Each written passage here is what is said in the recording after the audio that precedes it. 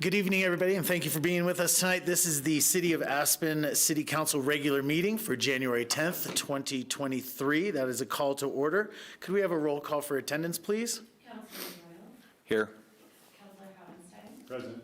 Councilor Mesereau. Present. Councilor Richards. Here. Mayor Tory. Here. This evening, we have a scheduled public appearance, so we're going to start off with a proclamation. We have some delegates visiting us from Shimukappu. This is our sister city in Japan. We've had them here for a couple of days. They've enjoyed a little bit of Aspen. They've got a couple more days to enjoy some more of it. Before I read the proclamation, I just want to say a couple words. The Sister Cities program was something that was started back in Eisenhower, in the days of Eisenhower, and it was really to foster international understanding and peace. It's paid off in spades.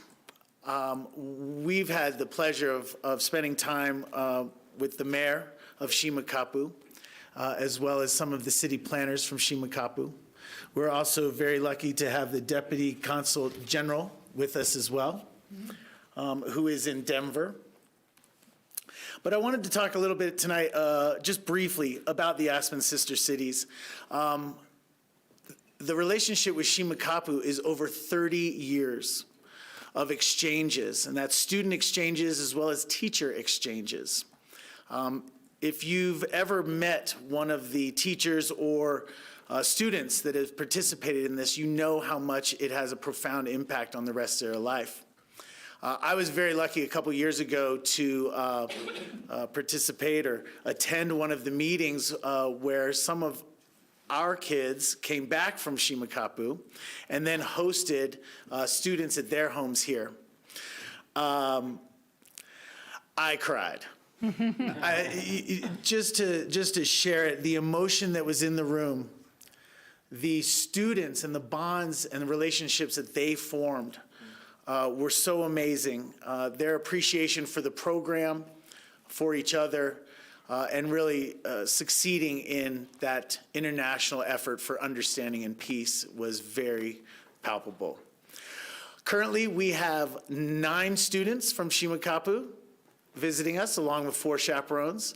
And we just had a body of students go over, and I believe that was even over a dozen students from Aspen just got back from Shimukappu. So the exchanges are going on. Obviously, through the pandemic, there was difficulties. We went virtual with our exchanges, which were great, but there's nothing like getting together in person, sharing cultures, and exchanging across the world. Last thing I wanted to say is dressed tonight with a tie to show my respect and my appreciation for the delegates that are joining us. But I also wanted to say this is a special tie. Dad gave it to you. Nope. This is a Don Shealy tie. Don Shealy, actually Jill Shealy, is the current president of Sister Cities. Don was a great friend of mine and an inspiration for me. And he did pass a few years ago, and Don was known for wearing his Brooks Brothers white button-down shirt and a tie very similar, if not this very one. So anyway, I just wanted to give some remembrance to Don Shealy, who did a lot of work for the Sister Cities program, and Jill is continuing that work, and we appreciate both of them. With that, I would love if Mayor Masaharu Tanaka, if you would come right up here. Yes, sir. And I would also like to invite the Deputy Consul General, Mr. Ezeki, as well.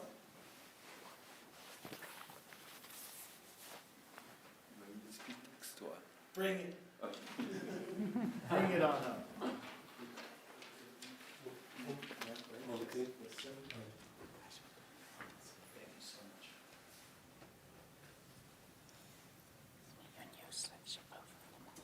This is a proclamation of the city of Aspen, incorporated 1880. Whereas Shimukappu, Japan, and Aspen, Colorado became sister cities in 1991. With this week's visit of Mayor Tanaka and a delegation of Shimukappu residents, students, and staff members, we celebrate a 32-year friendship between our two communities. Whereas both Aspen and Shimukappu are beautiful mountain communities sharing a common economic base through summer and winter sports, art, and culture, which include a love of the mountains and a concern for our natural environment. And whereas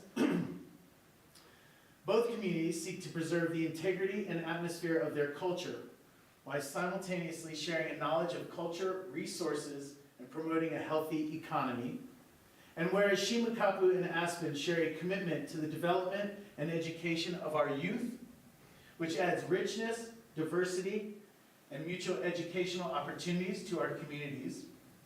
And whereas our respective city leaders recognize the value of sharing friendship, concepts, ideas, resulting in youth and teacher exchanges and visits by community leaders, which serve to enrich both communities. Now, therefore, be it proclaimed that the Aspen City Council, the residents of Aspen, renew their commitment of friendship with the village of Shimukappu as our sister city, and commit to continue building bridges through our communication, common interests, and cultural exchanges between the residents of our two communities. With this commitment, we declare January 10th, 2023, as Village of Shimukappu Day in Aspen, Colorado. Thank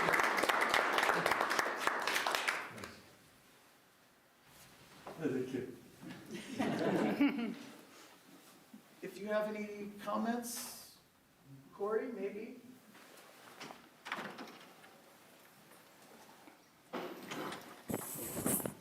Okay. シムカップの日、大変光栄であります。これまでのアスペンとの関係を継続して、これからも共に両市の両村の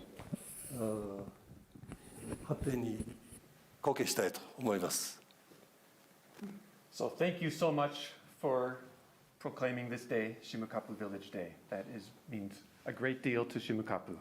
And Shimukappu will honor and cherish the commitment Aspen and Shimukappu have to one another for long into the future and hold it very dear to their hearts. どうもありがとうございました。Thank you. Sir Zeki? Yes.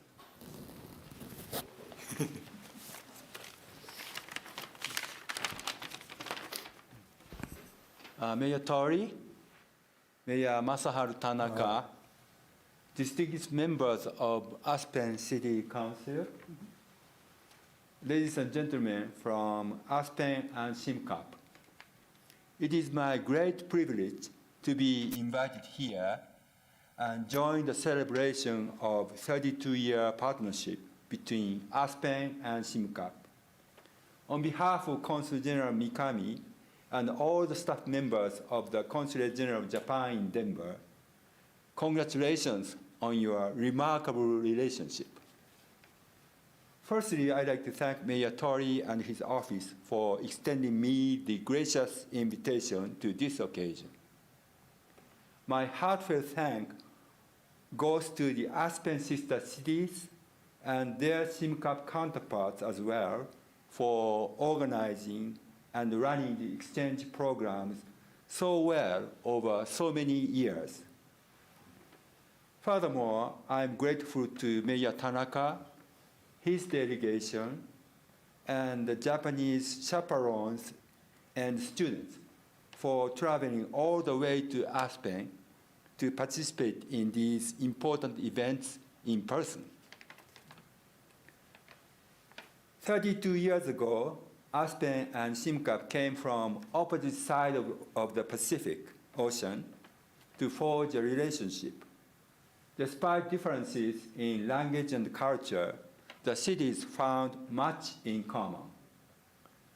As the proclamation shows, both cities are proud of beautiful mountain communities, and your citizens share passions for summer, winter sports, art, and culture. No wonder it marked the beginning of a remarkable relationship. A relationship based on mutual respect, understanding, and friendship. Now, 32 years later, an entire generation of students and community members have gone back and forth, visiting and learning from one another. I truly believe it is grassroots diplomacy like this sister city relationship that stands the test of time and has a greater impact on hearts and minds of people. It is wonderful to see the development of such a fruitful relationship. I can already imagine one of my successors coming to Aspen to congratulate your communities on celebrating the 60-year anniversary of the sister city relationship. Who knows? His or her hometown might even be Shimukappu. We have many young, bright, and promising students from Shimukappu visiting here today. Once again, thank you for having me, and congratulations on 32 years as sister cities. Thank you.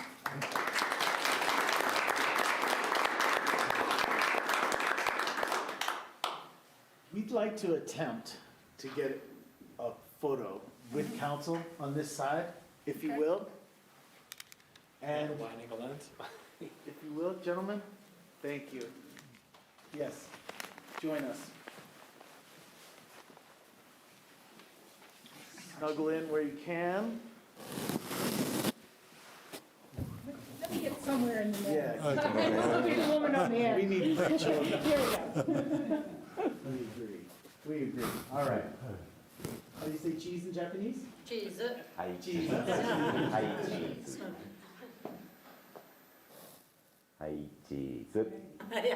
cheese.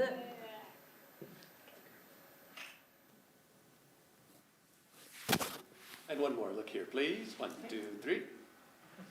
Thank you. Thank you. Thank you. Thank you very much. Thank you very much. Thank you. どうもありがとうございます。はい。Thank you. Thank you very much. Thank you very much. Thank you. Oh, Thank you so much. right, okay. Thank you. I will not see you tomorrow. So today is farewell. So it's gonna cost about $80 in bag fees.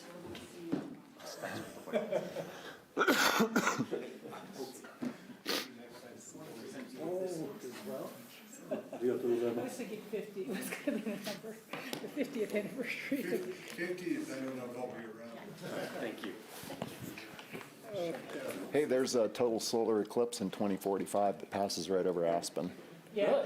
So you got to stay alive for that. I'm not sure the time of day, but it's during daylight hours. Bye-bye. Thank you again. Come on.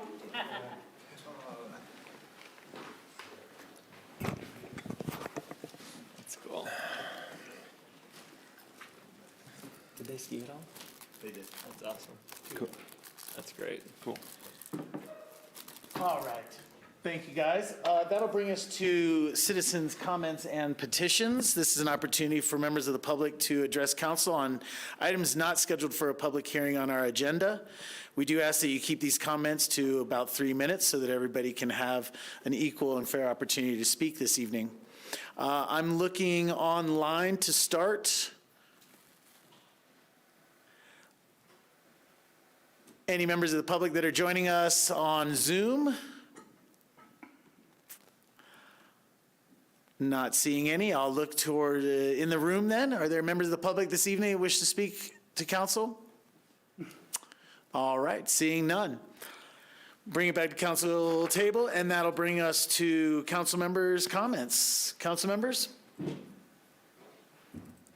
I have some comments.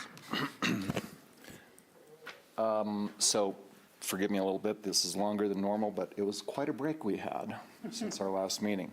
Right now, Europe is experiencing its worst heat wave ever recorded. Previous January records were beaten by astronomical margins. Warsaw, Poland bested its previous January high temperature by 5 degrees centigrade. Bested its high by 4.6 degrees centigrade. I should have looked up Fahrenheit, sorry.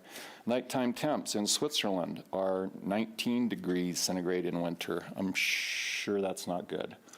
The most recent men's World Cup race was in Adelboden. They had no snow. They raced on the thin ribbon of man-made snow. 100% man. 100%. Nighttime temps, in the northeastern U.S., especially Vermont, temperatures have been too warm to snow and to make snow. A new report from Brigham Young University states that without dramatic cuts to water consumption, Utah's Great Salt Lake is on track to disappear within 5 years. The lake is at 37% of its normal volume. This has Utah's ski industry very worried about their vaunted lake effect snow. The toxic dust that will be exposed is a health threat to the millions of people that live on the Wasatch Front, and that dust will also be carried onto their snow, melting it faster than it would normally. Okay, some good news. Brazil's newly elected government has signed 7 executive orders to protect the environment, namely Amazon deforestation. On her first day in office, the new governor of Massachusetts, Maura Healey, issued an executive order creating the nation's first cabinet-level state climate official. I'm hoping we can get one of those for our beautiful state. Lastly, today the Biden administration unveiled a plan for bringing down emissions from the transportation sector down to net zero by 2050. It calls for investing in rail, public transit, and transit infrastructure, increasing electric vehicle use, and investing in new technology for batteries and hydrogen power. Thank you. Very good, John. Thanks, John. Other council comments? Ward? I have to take this opportunity to express my appreciation for Sister Cities. I've been serving as a representative on Sister Cities for over 5 years, and this fall was the first time I actually did an exchange trip. And the example here today was what I experienced in Bariloche. In the first 5 minutes being there, the friendship, the bonds that are made between people, it's really beyond words. For 5 years, talking about memos of understanding and the way the bank accounts are and having sister cities reports mean nothing compared to the bonds and the friendship that are experienced in the hearts and minds of the people that we exchange our friendship with. So I want to just take this opportunity to express my gratitude, appreciation, and how honored I have been to be representing Aspen at Aspen Sister Cities. Thank you. I solely would like to wish people a Happy New Year and all the best in 2023. Thank you. I like getting good news from John on the environmental front. It follows some less than good news, but Trying to change it so it's not all, I don't bring all bad news. I appreciate that. I'd echo Happy New Year to everybody. I'm with Ward. Travel has changed my life, my perspective, and my outlook more than anything else, any schooling, and I have a huge amount of respect and appreciation for sister cities. I also want to just draw the community's attention to a local election season. It is now upon us. It is, I think, to our benefit, short, although it doesn't always feel that way as a candidate. We have 5 really quality candidates in the race, and I think it's a good opportunity for us as a community to think about and consider who we want to be, and that's an amazing opportunity. I see Sam in the audience, so you guys can't see him, but Sam is here. He is one of those candidates, yeah, look forward to a fun season. Very good. Thanks, Skippy. Before you start, Tori. Yep. 0 degrees Celsius equals 32 degrees Fahrenheit. So, Yeah. so if you plug in the 19 degrees Fahrenheit, 66. it's 66 degrees at night. And 5 degrees above normal is 44 degrees Yeah. Fahrenheit. So they're experiencing temperatures 44 degrees above the norm. Yeah, there you go. And hey, all you got to do is walk out the door if you want to see warm temperatures. I mean, we've gotten a great snow year, but, the actual temperature is challenging. It's challenging. Streets are wet. They should be frozen. Let's see. I would make a couple comments this evening. No, number one is I like to let people know what is more fun than being here at this meeting right now. And tonight at 5:30, actually, there is a online Lead with Love seminar that starts at 5:30.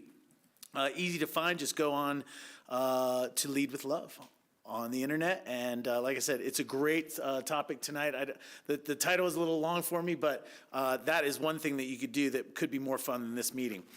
I also want to say Happy New Year. I want to say my thanks to this council and to Sarah and staff.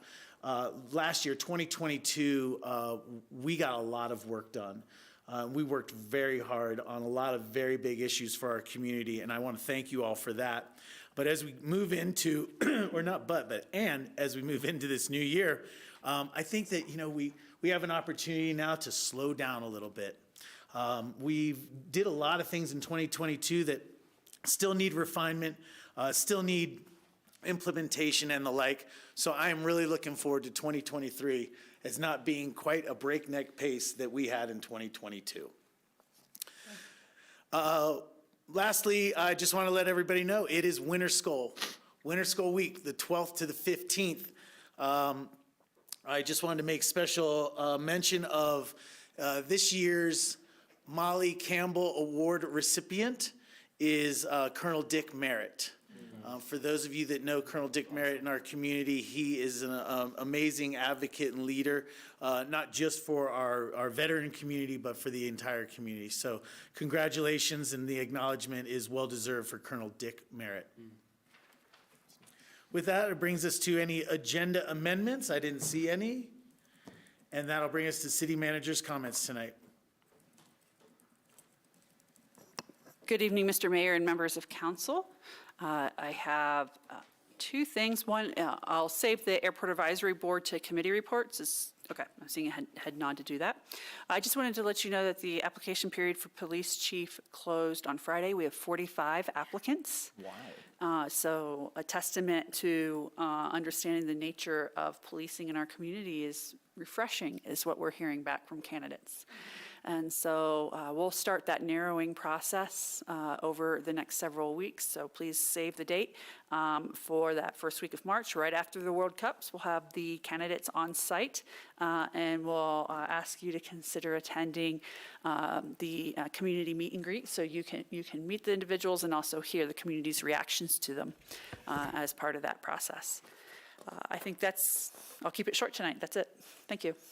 Thank you. You just reminded me, actually, I wanted to give a commendation to the county. Patty Clapper and Kelly McNicholas Curry got sworn in today, as well as our new Pickens County Sheriff, Michael Buglione. So I just want to say congratulations to them. Sarah, if you have a board report, why don't you start off our board reports? Sure. Just to update the council on the Airport Advisory Board, last Friday was a pretty lengthy meeting. It was about a 4-hour or 5-hour work session of the advisory board. We discussed a number of things for the 2023 work plan, ranging from the advancement of terminal design, finalizing recommendations regarding the field-based operator selection process. Some things that will be taking some of my time, but I feel they're really critical to how we interact with the unincorporated areas and in the UGB for the city. I'll be spending my time addressing some air quality monitoring, both inside and outside the city limits, so we can understand the impacts of the airport and Highway 82 from an air quality perspective. I'm also going to be working on the public transportation corridor and what that looks like in terms of bus service or other means of public transport along Highway 82 in that area. Lastly, I'll also be assisting with noise.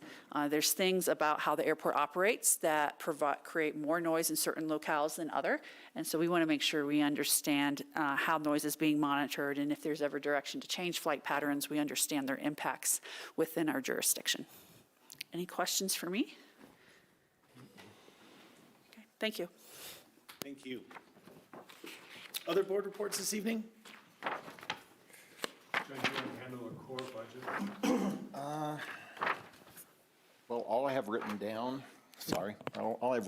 was that budget's looking good and we have great optimism for the future. The report board?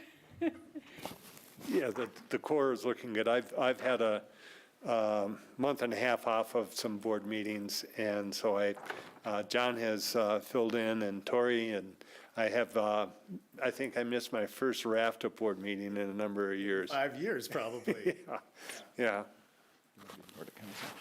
I'm just looking for notes. So John, let that be a warning. Ward is back in action. Right. Okay. He'll take better notes, probably. Other board reports? Rachel?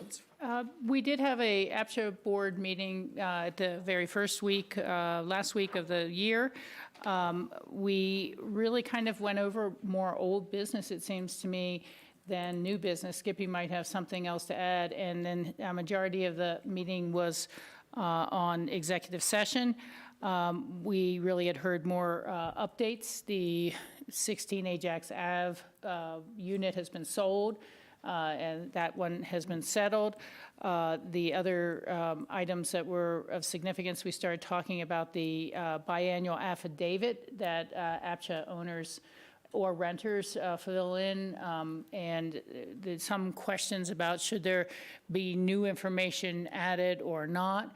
And then a larger discussion about compliance issues and how to effectively let the community know how vigorously complaints are investigated but yet deal with the same issue that,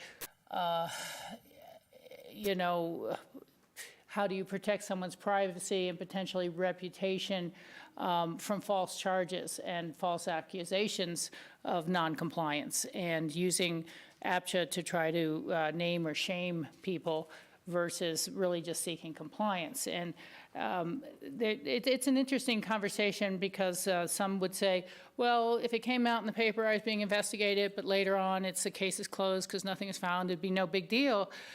I started thinking about that later. It's like, well, our president told our former president, someone, just say there's an investigation and I'll take care of the rest, you know, because of how badly the terms under investigation mean to people sometimes. And that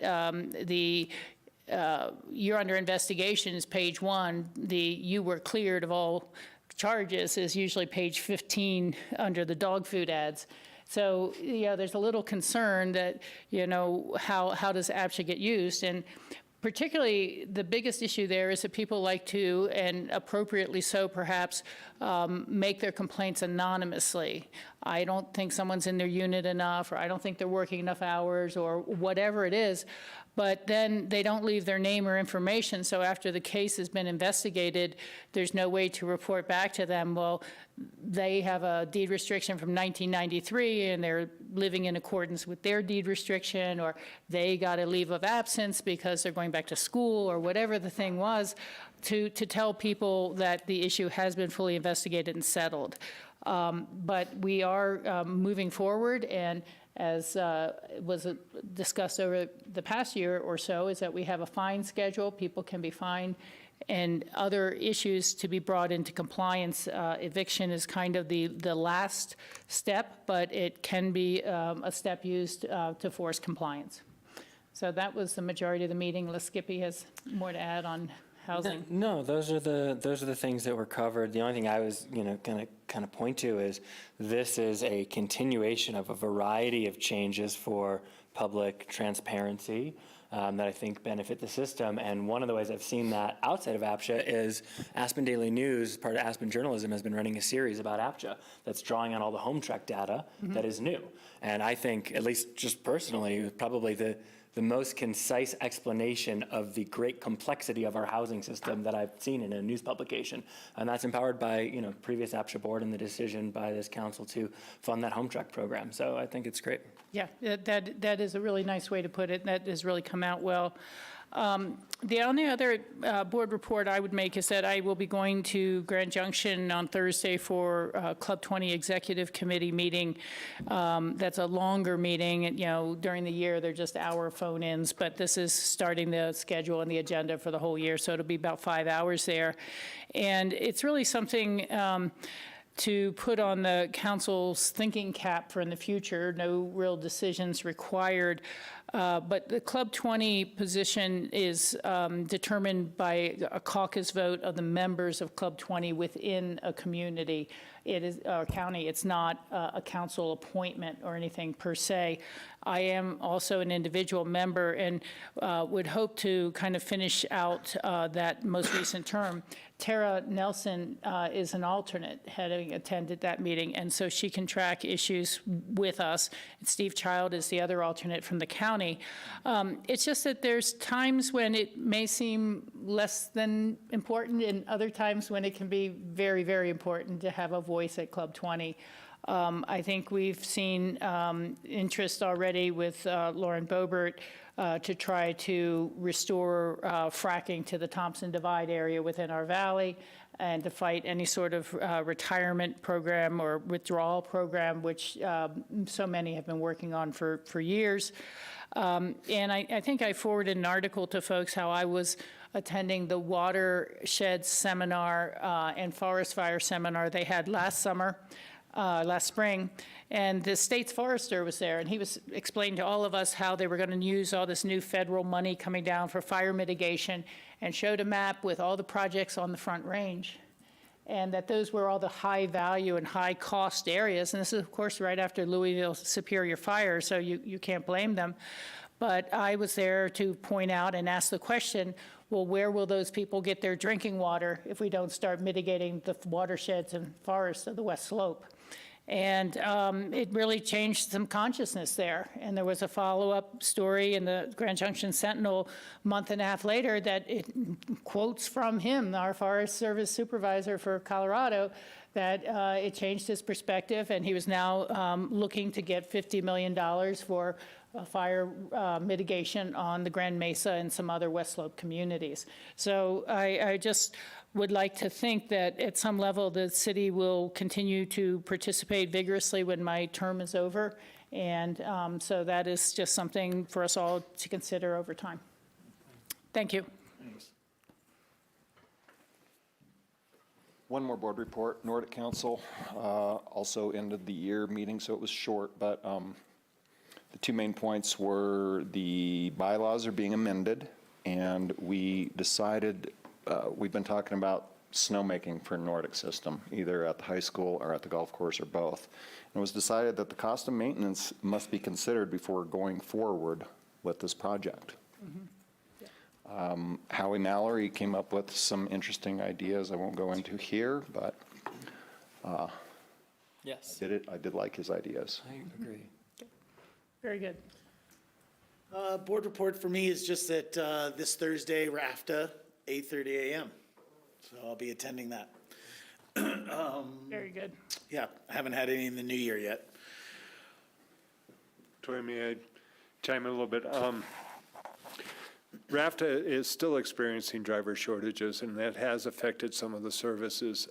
BRT services have been suspended or canceled during certain times of the day, so that it continues to be a challenge to get enough drivers for RAFTA. Yeah, it's impacted some city routes, but we are working on it.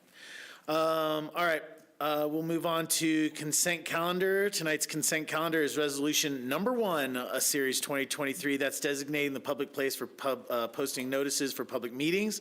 Resolution number 2, professional services contract with Accelerated Innovations. Resolution number 5, this is a Parks Fleet Ventrac vehicle replacement. Resolution number 6, Parks Campus Fire Suppression System. And the draft minutes of November 15th, December 6th, and December 13th. Does anybody have any desire to pull one of these items for conversation? No, but also board appointments is in there? I didn't see them. It is online, but I'm not sure if it is in the. It's here. They in there? 6E, yeah. Okay. I didn't see them, so, but yes, board appointments is E. No, I was meaning, are they in the packet? I'm actually reading off the Right. city website. Maybe that was a placeholder. I actually do want to pull resolution number 1 for a quick conversation. So we'll start with that, designating the public place for posting notice for public meetings. If I read this right, Jim, this says that we are going to post our meetings online only, except for in the case of a power outage, in which case we will use a physical location here on the 3rd floor at City Hall. We hear about this every time we do this. Where are we? Do we have a meeting place that they could be posted? Physically, you mean? Yeah. Well, this is the statutory requirement that we have, we are allowed to post online, and it's consistent with our charter, but the statute says we're, and promotes posting these notices online, but it does require a secondary posting in the event that the power outages, server outages, whatever. So this is the statutory minimum. You certainly can post physically whatever meetings you wish to designate to be posted physically. And we have designated a space out there, I believe, Nicole, that's in the. Right, to clarify, they're physically posted on the 3rd floor here every week. Every meeting of the council is posted on the, those agendas are available in the lobby. So we are doing both. Yes. Okay. And we want that to be the protocol going forward. Yeah, and I don't know that I need to make any amendment to the resolution here, but just to avoid complications in the future. It's a little different here with City Hall being in its location now. We used to get a lot of foot traffic through the Armory and people truly stopping in to see the posted notes that were there in that lobby. I don't think it's as much here, so I don't need to amend the resolution. I love hearing that we try to do it as much as we can, but our requirement is online.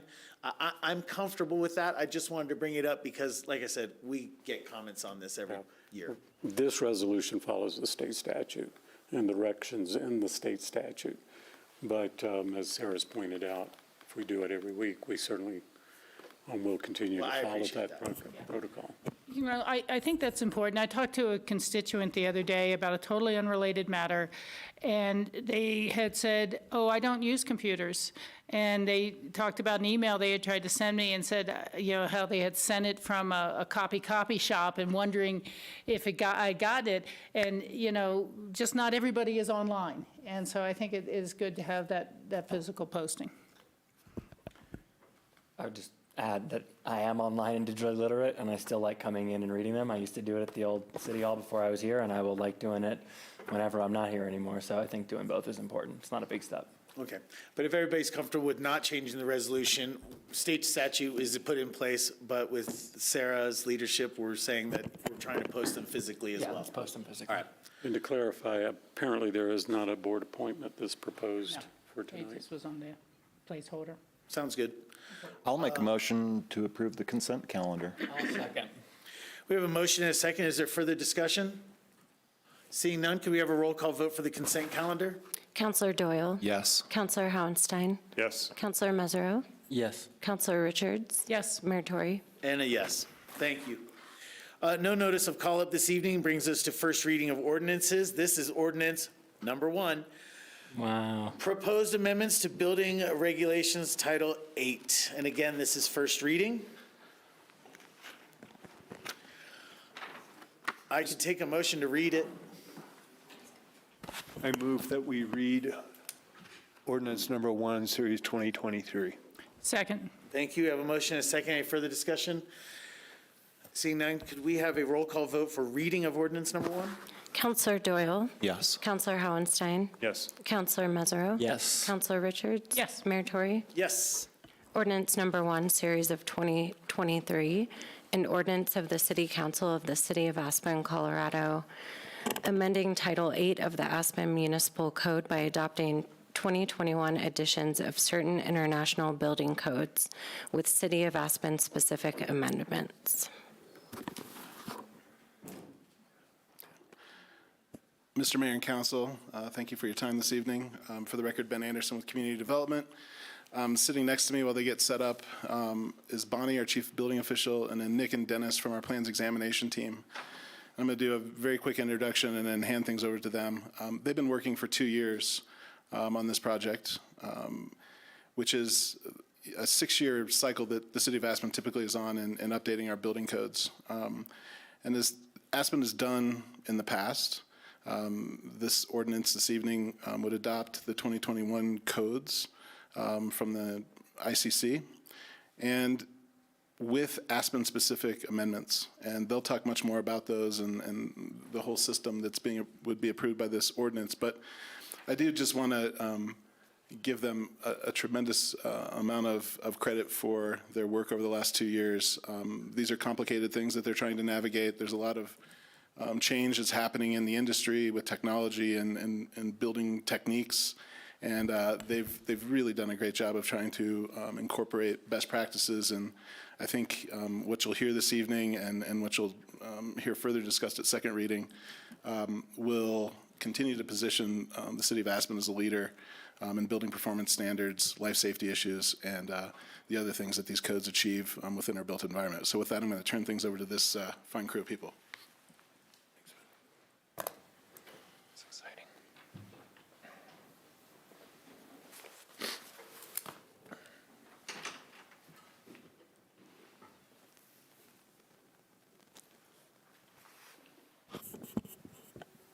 I was sharing my screen. There we go. As Ben said, I'm Bonnie Muhigirwa, the Chief Building Official. And this is regarding our adoption of the 2021 International Codes.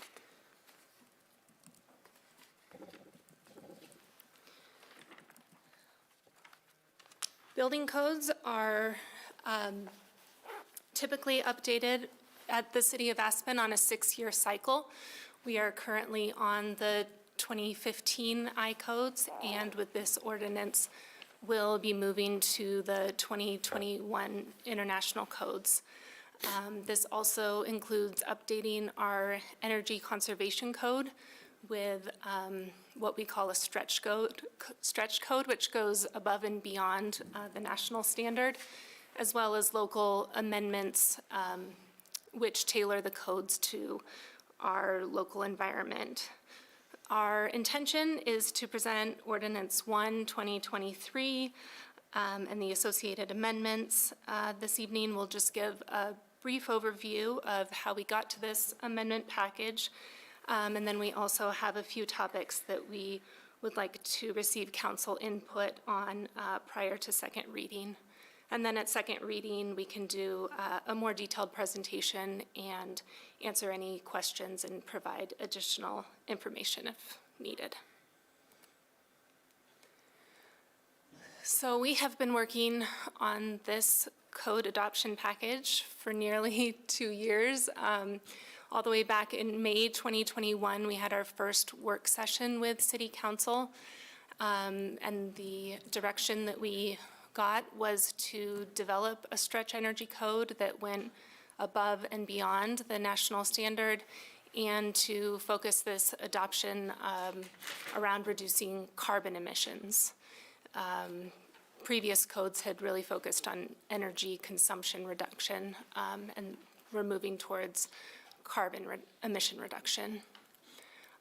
Then in June 2022, as part of the demolition allotments, the residential building standards were passed, and that was the first rollout of a lot of these energy code provisions that apply to the demolition allotments, and now will be extended to all new construction.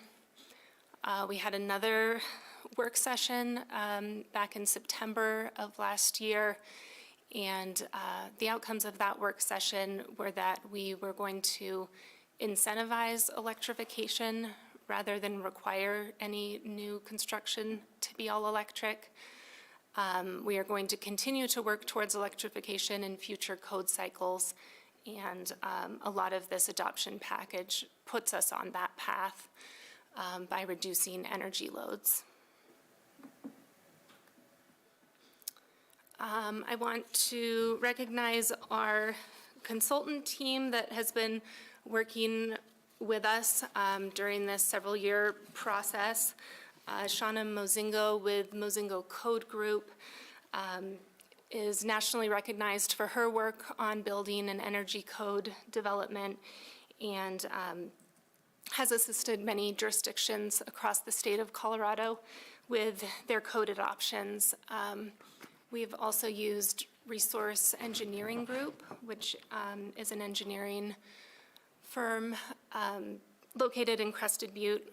August Hawes has done work with other mountain communities, Pickens County, Summit County, on developing their energy codes. And they are both on the call tonight if we have questions for them, and will also be at second reading. I also wanted to mention that Joe Stibrick with Building Science Corporation made recommendations and reviewed the code for us as well. We have been doing community outreach through the last quarter of 2022. We held several small stakeholder engagement meetings. These were really focused on our subject matter experts in the community, local architects, mechanical and electrical engineers, and general contractors. They were overall very supportive of these measures and also helped us to tailor some of the provisions to be more achievable and realistic for our development community. We held a public open house on December 14th, as well as going through this entire adoption package with our Building Code Board of Appeals. The drafts have been shared on our website and through our newsletter so that they're available if the public has questions or comments. So now getting into the topics that we want to confirm with council prior to second reading. The first is regarding our renewable offset percentage for amenity energy use. The second is a BTU budget for residential exterior energy use. We also have a question regarding incentivizing all-electric buildings through expedited permit review, and then the frequency of code updates that we'll be bringing in the future. Topics 1 through 3 are currently in the ordinance, but modifications could be made prior to second reading based on council direction.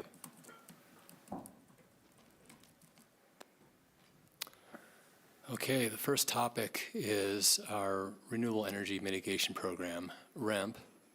Currently, REMP is used to offset 100% of the energy use of exterior amenities, including snowmelt, pools, and spas. New with this ordinance is a proposal to expand REMP to include heat tape, gas fireplaces and fire pits, and outdoor heaters. This would be for both residential and commercial and include indoor and outdoor fireplaces. Staff is proposing to offset those at 100% as well.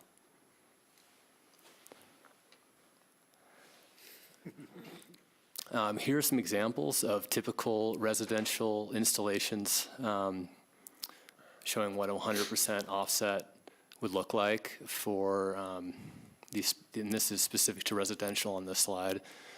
Here you see a 50,000 BTU residential fireplace, gas fireplace. That's a quite large fireplace.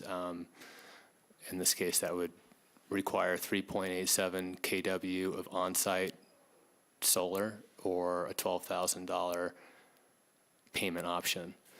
Also, 2,000 watts of heat tape. We are proposing to exempt the first 1,000 watts of heat tape, which is similar to Pickens County, and some outdoor residential heaters, 2 of those at 4,000 watts each, and you can see the price and, or equivalent PV there. Now this is... Ward, do you have a comment or something? Yeah, I do. I have a comment and thoughts on this.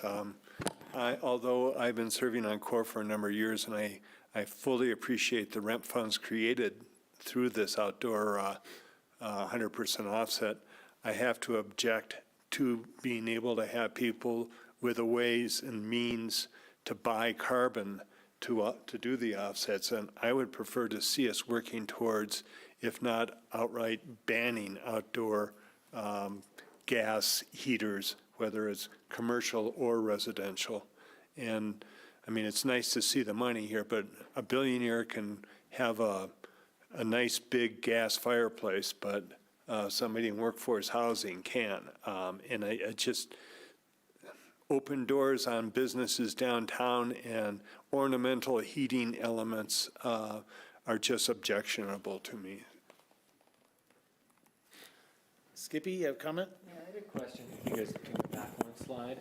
I know we're talking about gas fireplaces, but it wasn't clear to me for outdoor heaters and that, do we make any distinction between things that are gas-powered or otherwise non-electrically versus electrically powered? We do. This code, as written, does not permit gas to be used for exterior heating. Got it. So all of this would be for electric. Except for fireplaces. Right. Snowmelt can be from a gas-powered boiler. But in terms of like a propane standalone heater, that won't be. We proposed all-electric exterior heating as part of this adoption, Okay. which again, most of that happens in the commercial core, which most of that's on our commercial, or on our grid, Right. which is somewhat renewable to the best they can be. Yeah. Just kind of to tag on to Ward's comment, I do think that outdoor heat for restaurant service or things like this through the gas propane is really a separate topic to me than the building code. You know, they're portable, they're temporary, they're installed and taken away. This is really about what people do fairly permanently. And so I think it is a discussion council should have and should be looking at. I noticed a restaurant the other day with an outdoor flame feature, and I don't think it was even there to heat. You know, it was just for attraction. And that's, you know, not where we need to be. So I support you in what you're saying and having that greater discussion about how, when, or why should natural gas be allowed, and especially if it's just for heating the great outdoors.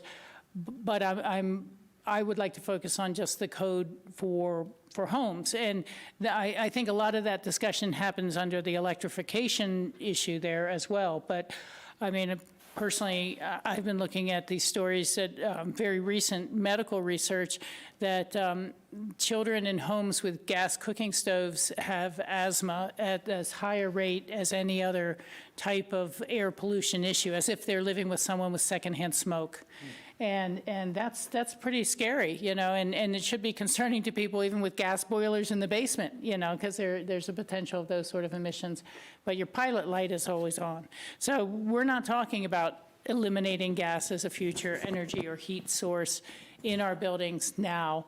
It's a future discussion that others may want to have.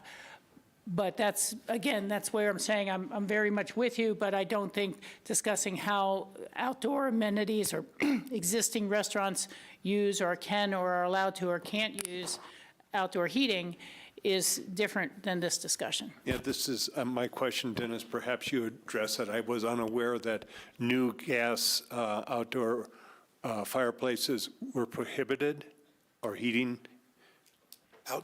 Heating outside the thermal envelope, we've proposed to be all electric. The fireplace, the gas fire pit, our intent is to use the RIMP methodology of converting the BTUs to watts times 20 years, and that's our offset. That's how the RIMP program has been done, or with on-site renewables is what our first hope would be. This discussion is in its infancy for electrification for a number of other reasons, because of the complexity of it. But that's where we started with this adoption, was if you want to heat outside a restaurant dining area or some such, it's going to be electric. If you want to put a gas fire pit or a gas fireplace in your home, they're very consumptive on the BTU side. And I think we got a slide, and I think Nick will get to it, about the duration of time run that would be where we get to our calculation. Because a 50,000 BTU residential gas fireplace burns 50,000 BTUs per hour. Yeah, and Rachel, the reason I brought it up here is that this is new construction, so a new commercial construction and new residential construction can be for a long time, so. Yeah.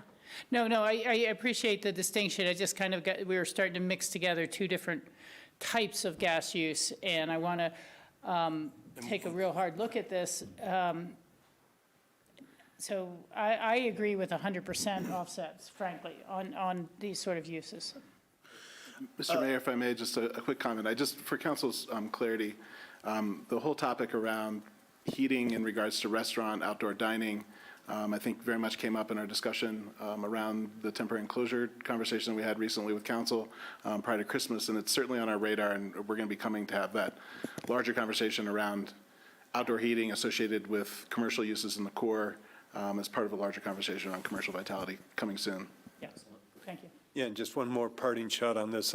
Number 4, the question we asked about more frequently revisiting the codes. helps mitigate that, to look at it every couple of years instead of every 6 years. Yeah, that's a good idea. Thank you. All right. Okay, thank you. Great points. Actually, sorry, you can go back one. So previously, we were looking at residential specific offsets for heat tape, gas fireplaces, both inside and out, and outdoor heaters. The outdoor heaters would be electric only for both residential and commercial. Up here on the screen now this is specific to commercial. Same gas fireplace, 50,000 BTU. It's a large one, like you'd see in maybe a hotel lobby. A ton of heat tape right there, and 6 4,000 watt outdoor electric heaters, like you would potentially see in a permanent restaurant outdoor dining establishment. Those numbers up there represent what that would require to offset with full amount of PV at 100%, or 20 years worth of that energy as a payment option. Skippy's question. When we're looking at the delta in the 100% offset number, so take, for example, the gas fireplace, same number of BTUs per hour, is the only factor that's changed our assumption of use, or that's the only one? Okay. Yes. Our consultant who built this calculator, our REMP calculator, August Haas with REG, the same calculator is being used in multiple other jurisdictions. A lot of work was done on run times with a working group in Summit County, and we've taken those. They looked reasonable to us, but that's certainly another thing that can be visited. Rachel? Yeah, I don't know if you're asking for us or your opinions before we go through each topic or just all at the end. I support the 100% offset on these items. I think that the one thing for all of us to bear in mind is that that offset is calculated for a 20-year period, but it's very likely these systems will still be in place or being used in year 21 and year 25. So, reducing the offset, knowing that the systems will still be used after the 20 years is why I would not reduce the offset.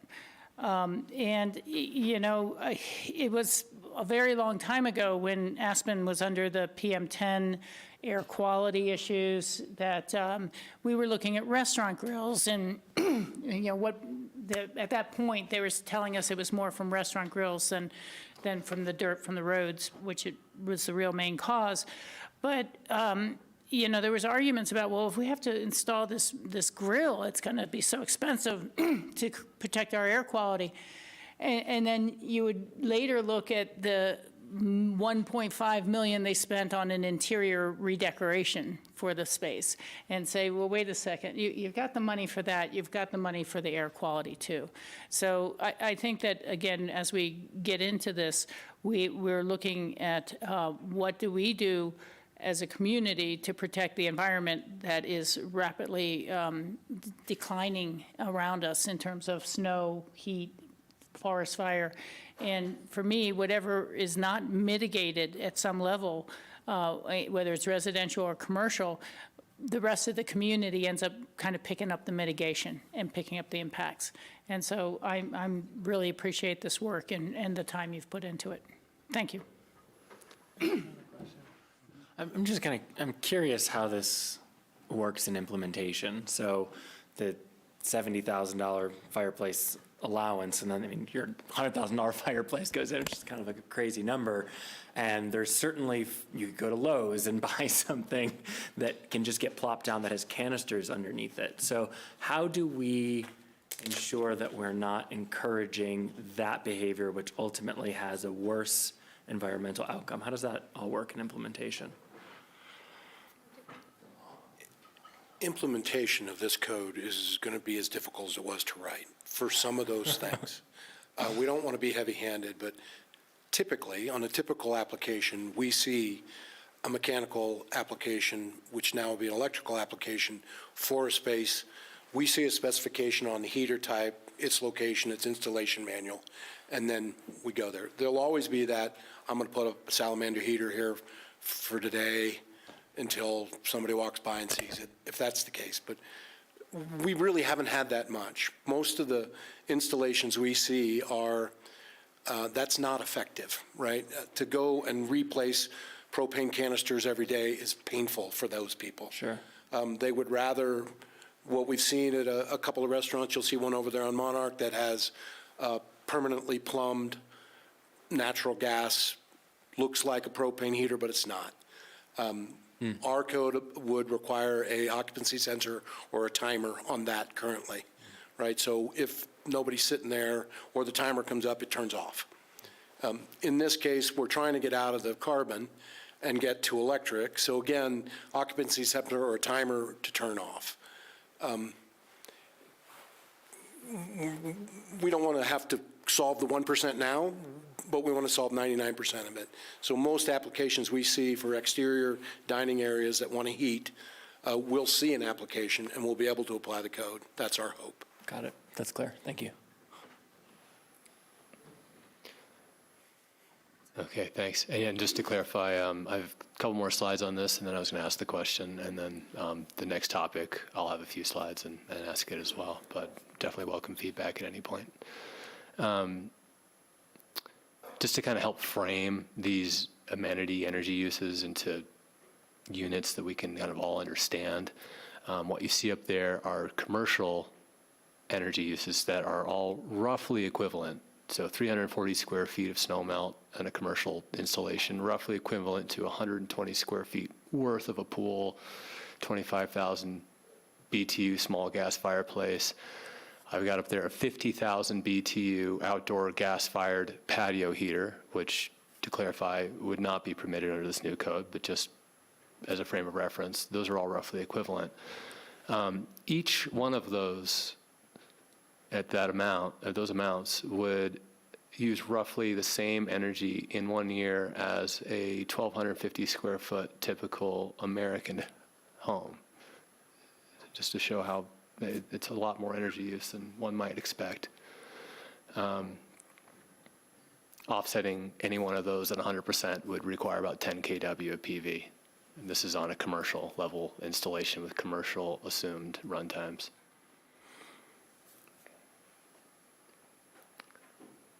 So does council support offsetting 100% of the energy use of each of the expanded REMP amenities through on-site renewable energy systems or payment option? Rachel?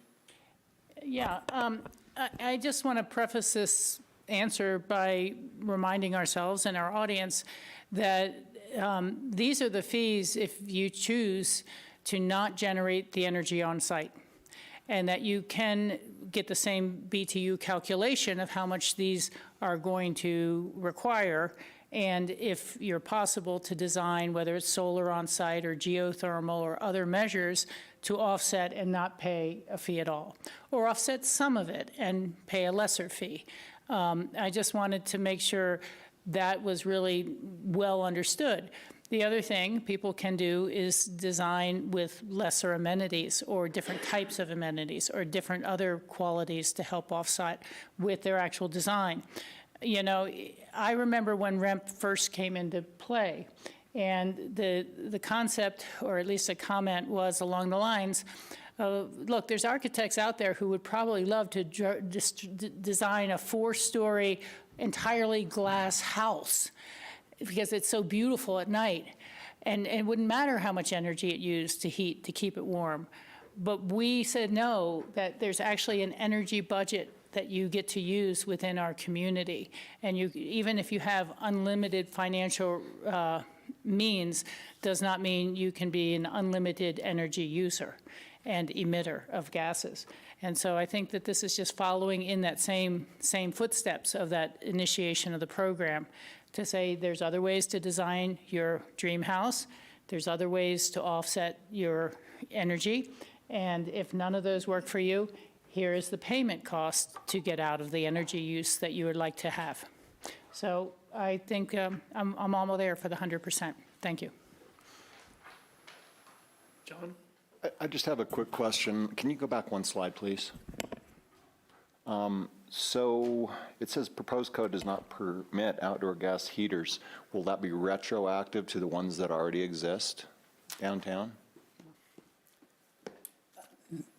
So it's a depends question. We're looking at each other because we know this is not a cut and dry answer. It depends on several factors. The extent of any remodel work occurring in the space. It can be dependent upon the useful life. It could be depending upon if they want to change the feature.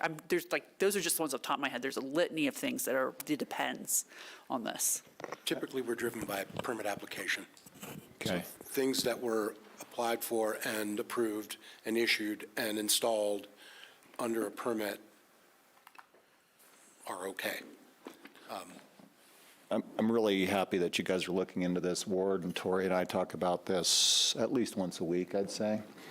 And just recently, I was walking down here to council through downtown, and there's a restaurant, leave it unnamed, but their patio was empty. And they had 6 or 8 gas heaters going. And, one of the employees came by, and I said, "Hey, are you a manager?" And they said, "Well, kind of." And I said, "What's up with heating the patio when nobody's out here?" It's been like that for years, I was told. No, they have a occupancy and statutory timer. They should, per their installation and our inspection, go off with the timer. That doesn't mean someone doesn't keep turning it on. No, I understand. User behavior is another part I of the just game think for us. seems like that's being ignored. Thanks, Ward. Anyway, thanks for your work on that. Thank you. And I do support 100%. Board supports 100%. Yeah. Yes. Okay. You're going to bring that back on second reading. Wonderful. So This is topic number 2. This one is specific to residential energy use and specific to exterior energy use. What you see before you is a real Aspen home, 7,000 square foot home that was modeled by our consultant. On the left column, you see the various different categories of energy use for that building built to our current 2015 energy code. The yellow is lights and appliances, red is space heating, blue is space cooling, orange domestic hot water, the gray is the pool, green is a spa, and purple is snowmelt. Wow. Take that same 7,000 square foot house and apply our proposed 2021 code amendments, and you'll see the interior heating load, the red one, gets cut nearly in half. It's a drastic improvement with the improved thermal envelope. However, this kind of paints the picture of, relative to those exterior energy amenities, what impact that can have. Why does the cooling go up so much between the two? Great observation. I'll speak to that briefly, and if we need to get into more detail, I'll let Go back August on that chime in. slide. it's not getting that much hotter, is it, John? So this is assuming that no one's opening the windows Okay. to ventilate during when it's a little cooler outside. Well, these houses have a lot of, there's the solar heat gain through the windows, the lights, the people, all the equipment, all the stuff going on is generating heat. But why is it And such a higher number than the? Why is it higher? Our consultant believes it is due to our improved air sealing. So the building has gotten much tighter between the 2015 code and the 21 code. So Okay. you have less natural draft ventilation going in there. And so that increases the cooling load. So yeah, you'll see an increased cooling load. The total of both the cooling and the heating load in each one has gone down. Also, it's an interesting sort of side, I guess, benefit of this is shifting the load more into cooling than from heating is going to work better for heat pumps. Heat pumps work better where the difference in temperature, like we see in the summer here, where it's, maybe say 80, 90 degrees outside and you're only cooling at 10, 20 degrees. That's a lot less work for the heat pump to do than at the extreme cold temperatures where it's got to go from negative whatever all the way up to 70 degrees. Yeah. Yeah. Thank you. And I would chime in to double up on that comment that a lot of that extra cooling load is happening in the shoulder season, spring and fall. So if somebody is around and opening up a window, you could take care of that. But the modeling process doesn't allow for modeling human behavior for when they're going to open a window or not. And could you please just give us your name for the record? Oh yeah, sorry. This is August Has with Resource Engineering Group. Thank you. Bet. Thank you, August. Oh, yeah. Yeah, let's go to the next one. So, BTU budget. back in the early 2000s, Aspen had an energy budget. We were proposing to bring it back, and at a similar amount, 200 million BTU per year. Up there, you'll see snow melt at 2,400 square feet. That's about 200 million BTUs. Or you could have a 600 square foot pool, or you could have 466 square feet of non-exempt spa, 3,000 linear feet of heat tape, or a more likely scenario where you get to kind of do some horse trading. You could have 2,000 square feet of snow melt, one exempt plug-in portable spa, a 50,000 large BTU, or 50,000 BTU large exterior fireplace, and 520 feet of heat tape. So still a generous amount of outdoor amenity energy use. Next slide. But you'll see the drastic impacts that it can have. This is that same 7,000 square foot home. That column on the right now is cut down the exterior energy use to be 200 million. So the pool has gone away and the snow melt has been cut down. But to be clear, this would be the budget that if somebody met, they would have no rent payment due. But they could decide to build these amenities and then offset the additional use? No, So the to clear- REMP is still effective. They're still in play. They'll either on-site renewable or the rent payment option, but they just be limited to the 200 million BTUs. Okay, I really want to, I'm maybe just hearing wrong, but by saying they're limited to the 200 BTUs, but they have to offset that and they cannot exceed 200 BTUs, or they can have BTUs, 200 BTUs without offsetting, and then they have to offset anything above that. They need to offset up to that 200 million BTUs per year. After that, you can't get any more, whether you offset it or not. The only way to get additional amenity is just through efficiency gain. No. That's not an option. This Yeah. is a hard cutoff at 200 million for these specific. No, I exterior understand that, uses. but if the totality of that sort of stack means whatever, in, current technology, you get a, whatever size the pool is, if your pool was twice as efficient, it could be twice as big. Yeah, the way our calculator is set up, it wouldn't be able to account for that, but I think we would be able to entertain if someone had some creative method of having a much more efficient heat pump, a much more efficient pool, say, we could explore that. Got it. I mean, things that will come, hopefully. We've agreed to some industry standard values for heating a pool. Got it. Heating a spa, how much BTUs per square foot it takes to heat or to melt snow. Got it. So those numbers are embedded in our program, or in that worksheet. I believe you have it. So nothing's changed there other than you're going to have to be more intentional where you melt. Rather, the auto court that we see today might not get melted this time.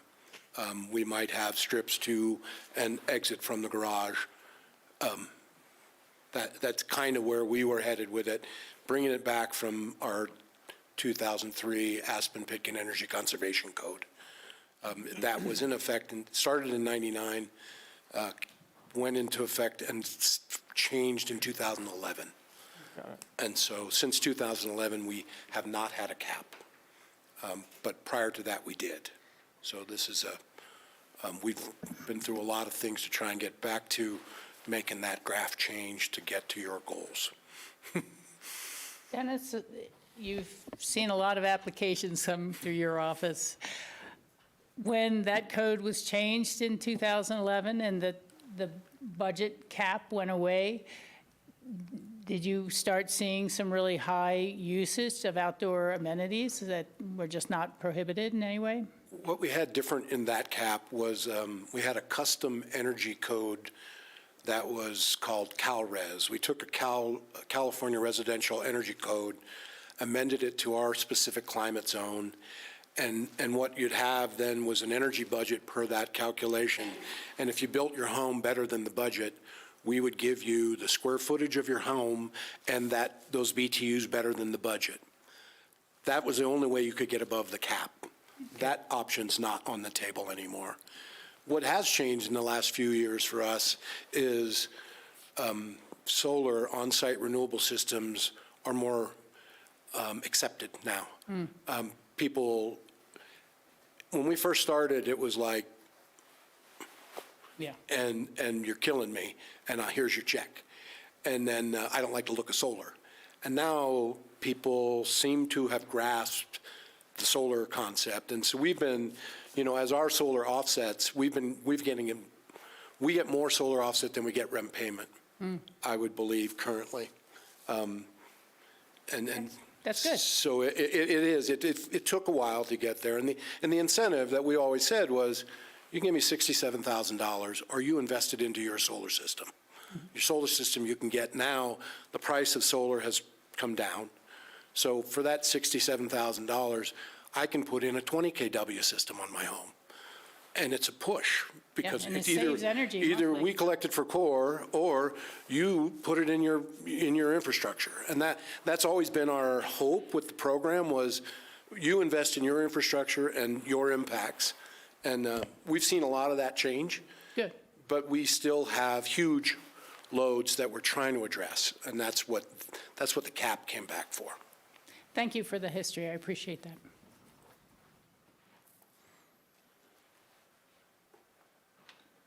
So basically, just to recap, the 200 million BTU per year budget, not only is it dramatically reducing the energy loads and the emissions, it's also making electrification become a lot more feasible. One of our big challenges and why we've not gone for full electrification yet this round is trying to figure out how to electrify these large amenities. That are already installed. Right. Trying to get them to be smaller gets them, it's a step closer to making it more feasible to electrify them. John? Did we used to have a standard BTU per year budget on homes before this? You mean for the heating and cooling single family of the house itself? However it applies to, what we're looking at now. Was there something like that before that was a higher number? Yes, we had it. The cap in 2003 code went all the way to 2011 was 240 million BTUs. So in deference to that, we thought we would tighten it up based on our goals and yours, and that's where we dropped it to 200,000 or 200 million BTUs. Great, thanks for that. That says that we're going in the right direction.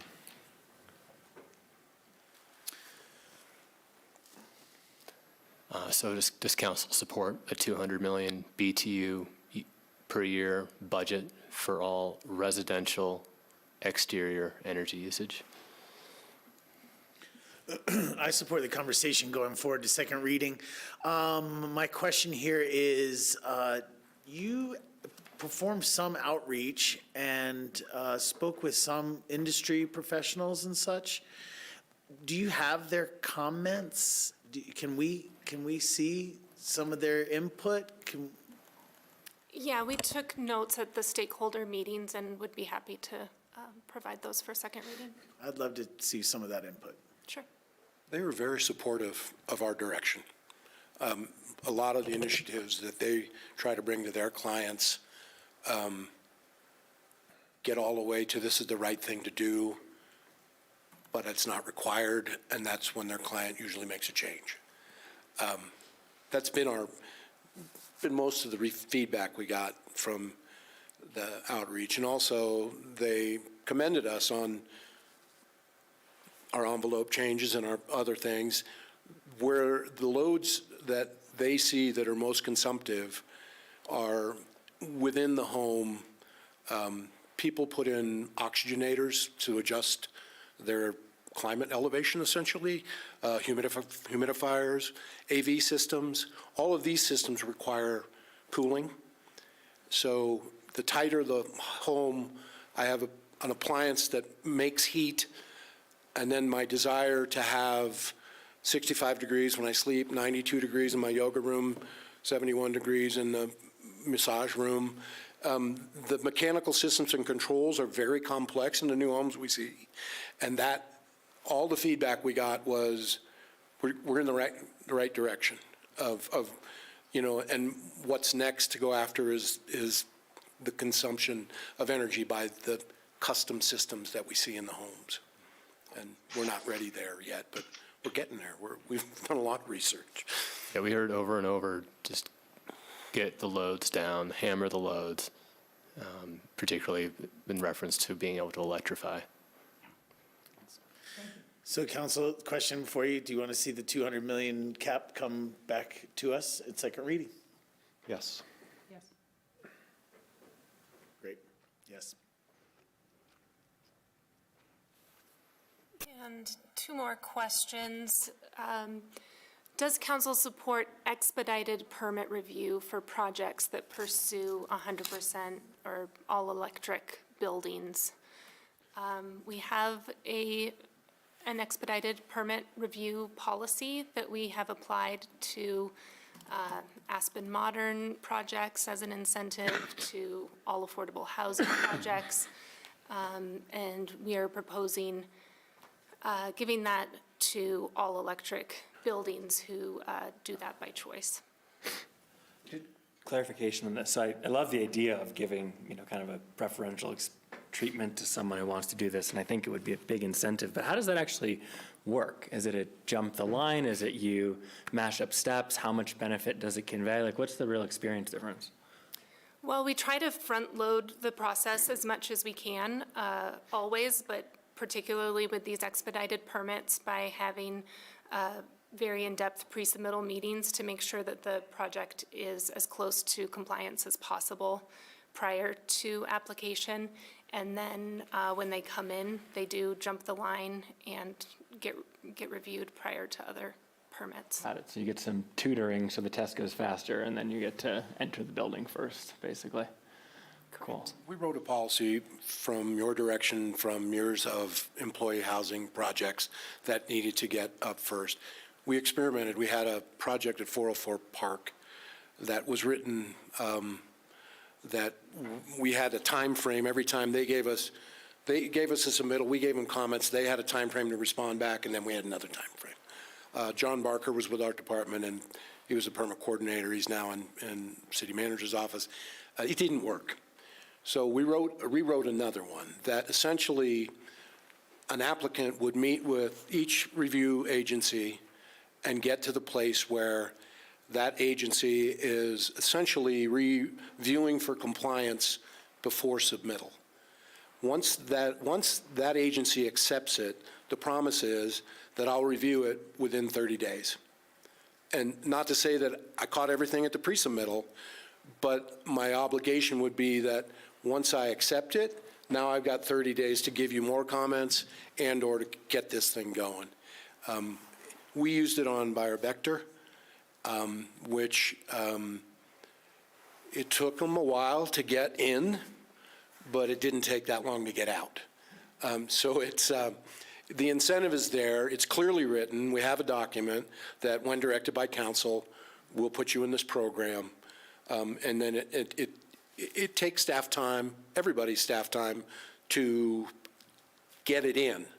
But the incentive for the applicant is huge, right? And so the drive is really on them to bring us compliance, right. Rather than let us check their work and ask for all these things for compliance. So sure, that makes sense. Do we check, or do we, I guess, if we were to go 5 years in the future, do we kind of know the average time of them? And I know a lot of what the time frame is just on the applicant, but I'm kind of curious if we'll be able to know going back how much time we have or haven't saved them.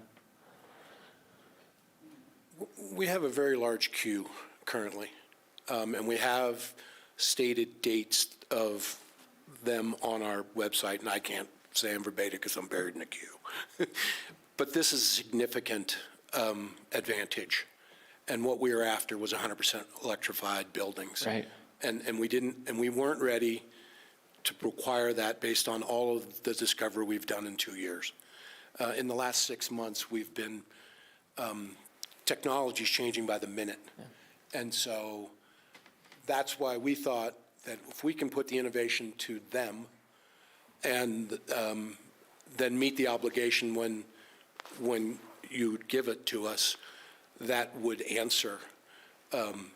And we hope to see electric homes. Yeah, no, I think this is a really cool incentive. I think it'd be very interesting to, like, even just the metadata is super simple, first touch to out of the process, so that, you know, we can say, hey, for those who did this, they gained or they lost, subtracted X months from their process. And hopefully everyone's doing it, so you kind of don't get an advantage. But then we could also say, but you save 6 months' time, right? I think that'd be very interesting. Well, we could say we got all electric homes. And this also came out of our stakeholder outreach, you know, proposing different types of incentives. Dollars don't motivate some of the projects here as much as they do in other communities, but time is a huge motivator. And time is money in this circumstance. You know, I support this goal, and I support this coming forward back to us. It is a good incentive. It'd be nice to see and track to some extent how well its uptake happens over time. But the thing I really would like is that you evaluate as the full department, are you staffed up enough to be able to really offer expedited review? Doesn't have to be answered now, or are other things necessary so that this is a real fulfilled promise and that the queue for everyone moves at some decent rate, even though we're expediting some. So I think that that's a larger and separate discussion about how well the department runs in time and how much it can process through. I mean, it runs well, but how much can it process through? Thank you. And this somewhat mimics, we have what we call an EPIC permit for a commercial space downtown, which essentially front loads compliance. So by the time you get to us and we accept, the issuance is relatively easy. Yeah. So it's not like we haven't done it. We've done probably 50 downtown. We've done that for about 5 years now. And so we're prepared. Yeah, no, I appreciate that. I want to make sure we're not layering on more work or more expectations and, you know, what they say, never overpromise and underdeliver. So that's what I just want to make sure. It also requires them, as directed by you, that all review agencies have to expedite them, not just building. Yeah. So we'll have a conversation on, well, and remember, some of those review agencies are not under your jurisdiction. Yeah. So I just want to be clear about that. This is not fully fully within the city council's purview. But we'll have a further conversation on this on January 23rd in that work session. Great. Thank you. Thanks for that. I would give my input real quickly. I do support this, but I do have a greater concern. I think Rachel just articulated a couple of real points that need to be considered. Both, you know, what's the office capacity, but also how does it fit into the overall permitting processes that we have going on right now. I'll be honest, you know, after so many years sitting behind the table, I still don't really know how our permit process works. I really don't know where, you know, we continually hear issues from different applicants and such. So I'm looking forward to our conversation on January 23rd because I think there's room for improvements here, and I would like for us to address the entire permit review process. So yes, I do support this, but not at the expense of any others. That's my take. I support it as well, 100%.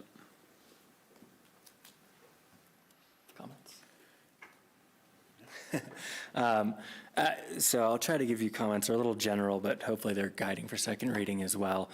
In general, I am extremely grateful that we have such a excellent staff that understands the insane details of these things and is able to keep up with the rapid rate of technological innovation, as well as our environmental expectations. We have made a choice to be a leader as an environmental sustainably community, and I think it's a good thing. So celebrating the work, and I do want to see it move forward. I do have two areas of general concern that I'd love for you guys to kind of think about how to bring back some thoughts at second reading. And I recognize that it may be the case that we adopt these codes and the way that we address these concerns is at a later date, but it doesn't mean I don't want to consider it or think about it at second reading. First one is one Tori mentioned, which is just process. Certainly I think we hear a lot about the complexity and time frame around process. And part of that is just that this is a really desirable place. Whether you're at Six Flags or otherwise, if a lot of people want to go on a ride, there's a long line. The other part, and through no one's fault, is we have cared about this stuff. And so we have a very thick and complex book of regulation, and that's appropriate to safeguard what we need. But I'm curious how we don't just add layers to the onion, but also kind of how we're looking back so that we are meeting our policy objectives while also sort of untangling, I guess, what's underneath is the best way. So that's something I want to understand more of at second reading. And then the second piece is, it's just competing values, right? I mean, these price tags are really high, and they're high for a reason, but I just can't help but look at, what at the end of the day is a $100,000 fireplace and think there's like a 3-bedroom home where my girlfriend grew up for that. And it's one thing for, a significant portion of our audience that's price inelastic. And I get that, and it's easy to kind of look at those examples, but there are others that we need to think about, And so I want to know how these codes are going to affect the empanada stand on the walking mall or the trailer park redevelopment. How can we ensure that we get the benefit environmentally without unintentionally killing the last naturally affordable that we have in both commercial and residential? And it might be that we address these now and then later on we have some credit or whatever, right? I don't know what the process is, but I'm really concerned that we need to be thinking about that because there's not much left. If I may, Mr. Mayor. Yes. I think Sarah mentioned it. We do have a work session scheduled with you on the 23rd, I think, to really talk about sort of in ComDev's larger work plan, this intersection of this complex, well-intentioned set of regulations with some of the concerns that we hear as well about review times and that kind of thing. So it's, again, very much on our radar. We've got that conversation and the details, not intentionally necessarily, but I think it's really good timing the night before you would consider this at second reading. So I think as you sort of contemplate question number 3 at second reading, I think we will have that conversation the night before as part of the larger conversation around ComDev's work plan, which includes, I think, some of the concerns that you just mentioned on that topic. And I do believe that the code as well, and we can certainly bring some more information back to this, but I think in relations to rent payments and that kind of thing, I think it's unusual to see, AH projects, for example, that would be subject in the same way to some of those costs, just because of the absence of those amenities in those projects. So these folks are being thoughtful about possible impacts, particularly in multifamily developments as they might pertain to sort of affordable housing development. So certainly those comments, I think, are things that we're considering, but that larger question about how does all this fit into our work plan and how permits run through our department, we'll certainly have time to talk about that on the 23rd. I appreciate that, and I really appreciate the specifics, and maybe they just show that, right? But I remember when I was back on P&Z, and it was during the downtown moratorium, and we're talking about demolition triggers, and it was getting that specific example of, I think it was the Butcher's Block, where it's like, oh, to add 150 square feet is X, several $100,000, and to put it in those real terms, shifted our thinking. So I think that'll be helpful. The last request I have for second reading, and I'm glad you said that because it reminded me, is this 6-year cycle thing is really interesting to me. And to be honest, I'm going to default to you guys, but I want to understand the thinking more. Because on one hand, the churn of technological innovation is as such that we want to keep up with it. On the other hand, the reality of changes in policy landing in observable projects to inform changes is still going to be just as slow. And so, how do we think about the balance of that? Good question. Rachel? Yeah, thank you so much. Again, I really appreciate all this work, and I do support returning for consideration, or at least a discussion of should we, because enough has changed or not every 2 to 3 years. Before we start people working on it, just bring in why would it be worthwhile. But what I wanted to bring up was an issue we really didn't have here, and it's just a footnote perhaps for you to answer more for second reading. But I serve on the APSHA board with John Ward from the Aspen Volunteer Fire District, and he expressed some concern about the requiring of sprinkling of all residential properties. And the concern related very clearly to water pressure, and that there's been other circumstances where there's been urban fires, and so many people start turning on their own water to water their house, or their sprinklers are going off or whatever, that then there's no pressure in the fire hoses for actually putting out the fires. And I just said, well, gosh, I remember I was on the county and you were asking us to sprinkle all the homes out in the county. And it's like, well, that's a little different, obviously, because they're rural, hard to reach, and, things like that. But I think that working with Tyler and really reaching out to Aspen Volunteer Fire Department to understand their concerns more fully through their board would be valuable and would help me to understand if that is, you could always say, oh, well, look, it'll help put out fires, maybe save some lives. On the other hand, I know they're expensive systems, and can our infrastructure really support it, and at what levels? We have some solid data, sorry. Yeah, Tyler Christoph will be available at second reading to address the capacity issue on the water supply. And we can also provide more data, I think as Dennis was about to say, on the effectiveness and the cost of the sprinkler. Sustainability was part of our look into that system. Okay. The initial attack of a sprinkler system built into a building is 10 times more efficient on water usage than firefighters getting in a truck and driving to your house. Right. There's some studies from Scottsdale from 1986 to present that show at least a 5,000 gallon per event savings with sprinkler buildings. They've been sprinklered since '86. Yeah, no, I think this is great for the public and my own education, but I still think it'd be important to actually reach out to the fire district and let them know you've heard this concern raised, and talk to them about it so that they understand where we're coming from as well. We have started that discussion. Just secondly, to add to that is the scenario I believe you were referring to, Rachel, was a wildland fire. Is that what I heard correctly from you? I talked about two different items, but no, the Marshall fire and Superior fire was a very urban residential fire. Correct. The water system is not designed to support firefighting in those capacities. You do not have the water storage necessary for that to happen.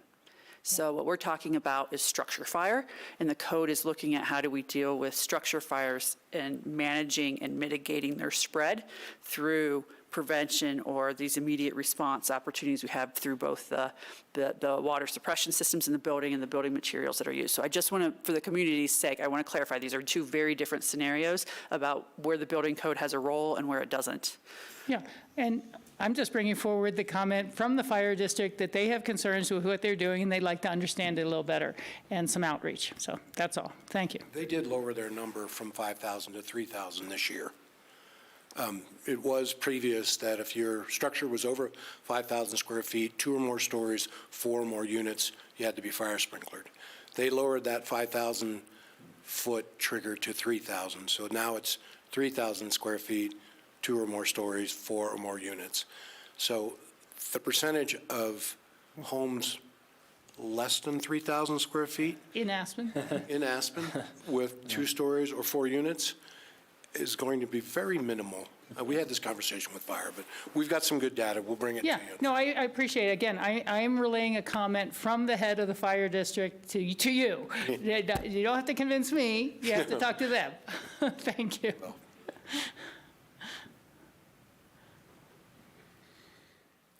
Otherwise, I support these things. Yeah. So comments on question 4. My 2 questions are, I think with what Dennis said about technology changing so rapidly, it does make sense to do a code update more frequently. On the other hand, I'm not sure we want to overload staff with more work. I think just in a quick response to that, and we can certainly talk more, and just to be clear, question number 4 is more a general direction from council rather than anything that's included in the ordinance. But I do think it's in support, I think, of the task force that we intend to sort of initiate around the electrification question, because I think that that's certainly going to be a topic that the community is dealing with ahead of that 6-year cycle that we would normally be on. And so I think it's primarily around that topic, but I think whether it's the building code or also the land use code, I think we're going to have to, and the integration of those 2 things, I think we're going to have to respond to technology as it becomes available in the next few years, because it's shifting faster than we can respond to code. So it's really around those topics as opposed to doing a full rewrite and adopting whole hog the 2024 code. We've included some of that in our 2021 adoption, but it's really a conversation about, as technology changes, as we get some feedback from the electrification task force that'll be initiated in 2023, that's really what I think question number 4 is about, is just that general direction that you'd like to hear from us when we have some new ideas on that. Excellent. Thanks for that.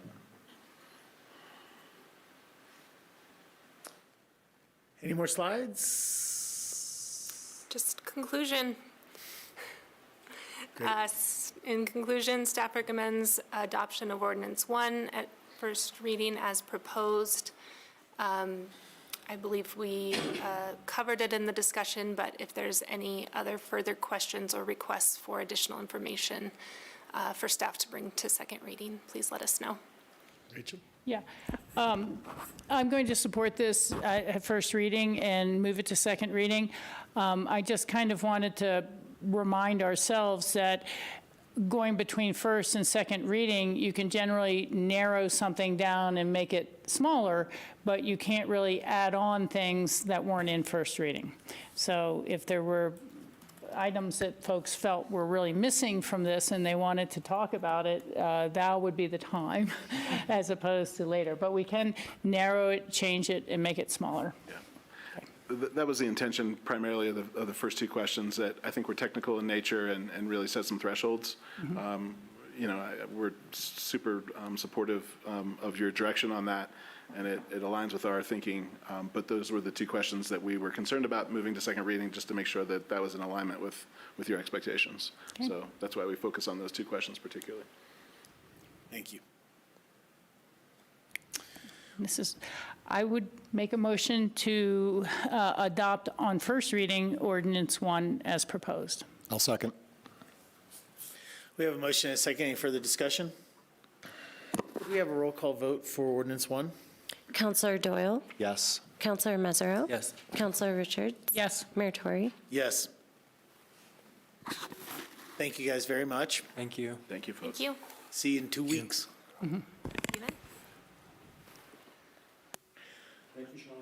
Yeah, I was going to say the same. Thank you to those consultants that were joining us online. Oh my God, Tessa's sweater, amazing. That'll bring us to ordinance number 2 on our agenda, and this is the Grants Steering Committee formalization.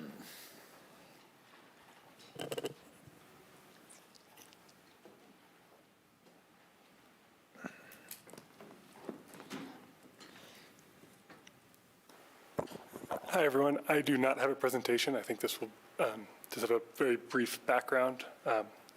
I'm John Barker. I'm a senior strategy consultant with the city. And this is, as you mentioned, about the formalization of the Grant Steering Committee. There was a meeting in June of 2021 where City Council gave staff direction to create a grant steering committee. At that time, it was decided that we would hold off on formalizing the steering committee due to the immense amount of staff work that would be required in order to get the grant program up and running and off the ground. At this time, we think we see that workload easing, and it's appropriate to begin the process of transitioning staff off of the steering committee and replacing it fully with volunteers as was the intention in 2021. Thank you. Any questions at this time? Yes? Yeah, just kind of a clarification. The grants committees, as we did them last year, were segregated into health and human services and arts grants and had different people on those committees. Is the steering committee over all of the subcommittees? Yeah, that's exactly correct. So the way the structure works is there's you all as City Council who provide us policy direction, and there's the grant steering committee who's intended to act as a liaison between City Council and staff and the different review committees who advise the steering committee. Okay, thank you. I just wanted to have that on the record because I didn't want it to sound like we're doing just a 5-person steering committee on all the grants. Nope, so we have those same steering committees, and in fact, they had their first training session of the grant cycle today. How about that? Thank you for your work. Of course. I could take a motion to read ordinance number 2, and we can have some more conversation. I will make a motion to read ordinance 2. I will second. We have a motion and a second. Any further discussion? Seeing none, could we have a roll call vote for reading of ordinance 2, please? Counselor Doyle? Yes. Counselor Mesereau? Yes. Counselor Richards? Yes. Mayor Tory? Yes. Ordinance number 2, series of 2023, an ordinance of the City of Aspen, Colorado, to confirm the composition of the Grant Steering Committee and to acknowledge their position as an advisory committee of the City Council. The only discussion that I have before second reading, I think we had interviews for this board yesterday. We have 2 seated members that are returning, and we should acknowledge Ann Mullins in the audience, who's done a lot of lifting on this, and we appreciate all the work that you've done. You're chair of the yes. So thank you so much. So we have 2. We interviewed last night. I think that leaves 2 openings. That's correct, and the intention is that staff will continue to serve in the steering committee with the intention of getting staff off as soon as feasible, and we have appropriate volunteers confirmed by council. Okay, great. Are we advertising for those volunteers, for those positions? In our last cycle, we did advertise, and you interviewed 1 candidate yesterday. And we'll continue to advertise in the coming cycles to make sure that we can fill that role. Okay, thank you. Just for second reading, I think, I still hear a lot from people on grants who are still kind of thinking within the old system or aren't aware of the updates. So I think it's just a great opportunity to kind of re-explain to the community the changes we've made. What did the old system look like? What does the new system look like? And I'd love to hear from whether it's you, Ann, or others about kind of how the experience has changed, because this is like one of the coolest things we get to do as a community that most communities don't get to do. And so the opportunity to just familiarize everyone with it and the changes, I think, are really welcome. Of course, that's a great idea. Yeah. All right. Do we need a motion to approve on first reading? So I don't think we did that yet. John's been the man. John. Motion to approve, I make a motion to approve ordinance 2. So good. I'll second. We have a motion and a second for ordinance 2 on first reading. Can we have a roll call vote, please? Counselor Doyle? Yes. Counselor Mesereau? Yes. Counselor Richards? Yes. Mayor Tory? And yes. Thank you. Thank you. Thank you Thanks, for being here, Ann. Thanks, Thank you, Ann. Thanks, Ann. No public hearings this evening, which brings us to our action items. The first one is resolution number 8, settlement. Mr. Mayor, I will handle this item. My name is James Artrue. I'm the city attorney. Resolution 8 is before City Council to approve a settlement in a litigation known as Survivors Trust created under the Campbell Family Trust dated July 13th, 1993, versus the City of Aspen.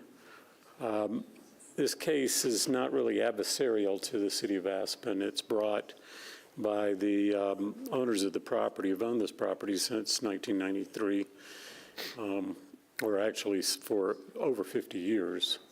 They owned it prior to creating this trust.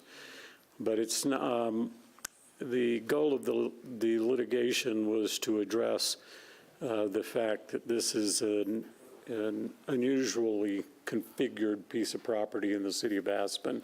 It's along Waters Avenue in the East End, and it has a configuration in which it protrudes into what would typically be right-of-way of Waters Avenue. And the city owns part of the property that protrudes into what would typically be a rectangular shaped parcel if it were not oddly configured. But back when it was originally, the town was originally platted in the 1880s, the boundary of the City of Aspen wasn't always parallel to all the platted lots. So it ended up with this lot being configured in a very odd shape. The litigation involves adverse possession claims against neighbors, and because it seeks to reconfigure some of the boundaries, the City of Aspen needed to be named pursuant to our subdivision laws so that they did not seek action with a court designation of property boundaries that was inconsistent with our subdivision rules. So again, this isn't adversarial. It actually provides us a mechanism in which we could convey to the owners of this particular lot approximately 200 square feet of property that has never been in public use. It has simply been in city ownership. In exchange, we get the portion, again, approximately 200 square feet of property that protrudes into Waters Avenue. And the ultimate result is that Waters Avenue is now a straight line, or the right-of-way of it is a straight line versus something that goes up and down. And we've worked with the owner of the property through their representative, who is Jody Edwards, and I believe Mr. Edwards is online if anyone has a question. But we've worked with them and come up with a solution that is reflected in Resolution 8, which is consenting to the action of the owner of the property to square up the boundaries and recognize what happens through our subdivision process and allows this to proceed. It approves, Resolution 8 approves the conveyance of the property that is in city ownership but has never been in public use, and the acceptance of the conveyance of property that is protruding into what should have been typically Waters Avenue. I really don't have a lot to add. I described the boundaries in the memos, and the settlement agreement, the two deeds that are involved in the settlement agreement have been attached in the packet, and I'm just happy to answer questions if you have them. But we recommend approval of Resolution number 8. We being the City Attorney's Office, as well as engineering. Ms. Aragon has been involved in this and is very supportive because it provides a right-of-way that's typically configured as opposed to unusually configured. So Ms. Aragon has offered her support. The City Attorney's Office supports this, and we recommend approval of Resolution 8. For discussion's sake, I would like to make a motion to approve Resolution number 8. I'll second. And for discussion's sake, I support the resolution. Thank I have just one question. Jim, is this similar to some other situations that have been brought forward by citizens? In other words, is this precedent setting? Are there others to follow, et cetera, et cetera? I do not believe that this is precedent setting at all because it's so factually intensive to this particular piece of property.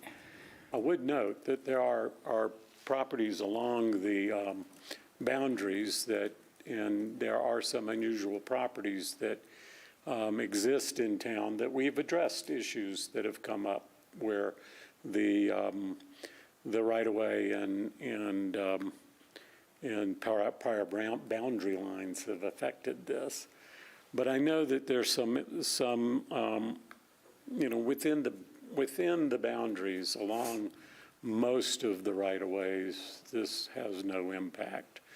Really would only be an issue of a piece of property that is along one of the original townsite boundaries.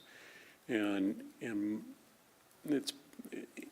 this particular piece is so fact-intensive toward what it exists, I do not think it has any precedential impact on other properties. Thank you for that. Any other questions? We have a motion and a second. Could we have a roll call vote for resolution number 8?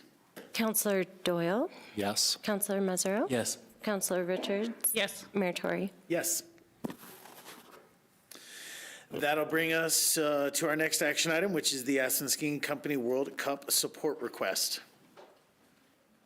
Here we come. Yay.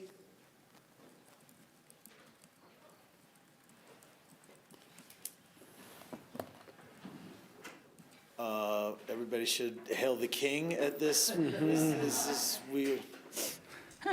Give us your parade wave. Give us your parade wave. Thank you. Thank you. It's tough to go home and still just be the jester, though. Oh, yeah. But I'm going to try it out on Thursday. We'll see. Yeah, well, good luck. Maybe you'll get a day of kinghood at your own home. Yeah. Welcome. Hi. Nancy, Hi. do you want to go ahead and introduce this? Yep. Go right ahead. Good evening, Mayor and Council. Nancy Leslie, Director of Events for the City of Aspen. And tonight I am here with John Rigney and Derek Gunshore from the Aspen Skiing Company. And they are here specifically to discuss the 2023 America's Downhill FIS Ski World Cup. And through the special events application process, we have received a request for in-kind services, kind of all of our fees be waived, and then an additional cash contribution. And so we're really excited to discuss this event with you. You know, skiing is such a part of the fabric of our event. And really with that, I'm going to turn it over to John and Derek, and if you guys want to give some highlights, and we can go from there. Yeah, great. My name's Derek Gunshore with Aspen Skiing Company. We are thrilled to, really have the honor of hosting a World Cup race again. It's been 6 years since our World Cup finals in 2017. It's the longest gap since the World Cup tour started in 1968 that Aspen has not been on the calendar. Before this break, it was only a couple years. So it's quite exciting to have it back, a little bit unexpected. There's been a change of leadership at the FIS. You probably remember some of the politics around when 2017 ended, but there's a new leadership team, and they're really excited to bring the races back to what they deem as a classic site on the tour. These will be the first men's downhill races since early 90s. And at a time of year when our community really can shine and show the world what we're all about. So it's been a little bit of a shotgun planning and scramble process to get things, but the city and all departments have been absolutely great to work with. We've made tremendous progress. We've had an outpouring of support from the community with massive signups for volunteers and other things. And our big commitment is to have this really be a community event. We want to make sure that everyone can attend. Grandstands will be free at the finish area, so we're able to welcome people there for that. And then really the focus of our celebration in town will be the festival in Wagner Park, which will also be free. And I know there's a lot of ticketed and other expensive events in town, and our commitment is really to have this be a community celebration that everyone can come out for and enjoy. And so that's where, as you guys well aware, it's very expensive to do anything and everything now. And we're looking for similar city support to what we got in 2017 when we had the World Cup finals. As you'll see in the memo that we attached to the request, we've gotten support commitment from ACRA as well, and a lot of the community partners that we rely on to make this possible, lodging sector being the biggest, to just find there's a way to house the people that we need to house. And also Snowmass Tourism, I'd like to point out that we've gotten some great support from the team in Snowmass, and we're going to create an international, village for the athletes that are going to be staying there and do an opening ceremony, just so we can kind of share what the community has to offer and kind of the different footprint around the Upper Valley. So happy to answer any other questions or if there's anything I missed. Yeah, I would just, John Rigney, Aspen Skiing Company. Look, most big events are inherently community events, right? We're all kind of tied into this thing together. And you probably realize that, we've got a fairly robust lineup, but some things pop up above all others. And I do think alpine racing is a big part of this community's DNA. I've been in town 33 years. I don't think I've seen a more vibrant week in my life here than that week of that event. And for it to come back, yeah, we're on the hook to run a race. We can run an on-snow race, but to do this right, we have to bring it into the town, and we have to invite the entire community out. And we do that with our concerts and whatever, but this is a big one. So we respect the fact that, you get tugged at from all different angles all day long, and we try to choose our spots. World Cup is a spot. And so anyway, you know it, you live it. What questions could we answer that perhaps would make you feel more inclined to support something like this? How's that? All right. We'll start with a couple of questions. Rachel, if you'd like to. Yeah, I don't have questions. This is a great event. I was trying to sit here, think you've been here about as long as I have, and was it Bob Maynard when the World Cup men's races went away? The second time they were canceled on ESPN because the old FIS leadership had shut down the course and said it wasn't safe. And so then all the money spent on bringing a World Cup here resulted in no TV coverage. And then there was some anger, and then the race went away. And only years later, it seemed that we've got the women's back and things like this. So, I'm happy to see it be a new day. I think the city participated vigorously in the past, and we should at this point in time as well. I hope you're able to line up to have a few of the Aspen Valley Ski Club kids do some forerunning on that course. And I just can't tell you what it has meant to our young skiers and our young kids to be out there cheering those athletes. And I could be wrong, but in the past it seemed like the school might have even had a school ski day. And I recall distinctly my son skiing when he was a little guy and pulled up to the lift line on 1A and asked some Europeans, "Can I ride with you?" And the one fellow looked down and said, "Why would I want to ride with you?" And then Tommy Moe skied up next to Jacob and said, "I'll go up with you, kid." That's great. And that was, something he later gave him his race bib. And so what this means to our community, you're right, it's our fabric, it's our DNA. And certainly would anticipate that there'll be sales tax revenues coming in that support both our businesses and our local economy and people trying to make their rent and return to the city the investment that we're making in you here. So I'm very happy to support this. Thank you. Thank you. Thanks. Thank you, Rachel. I have a couple questions. First of all, the parking.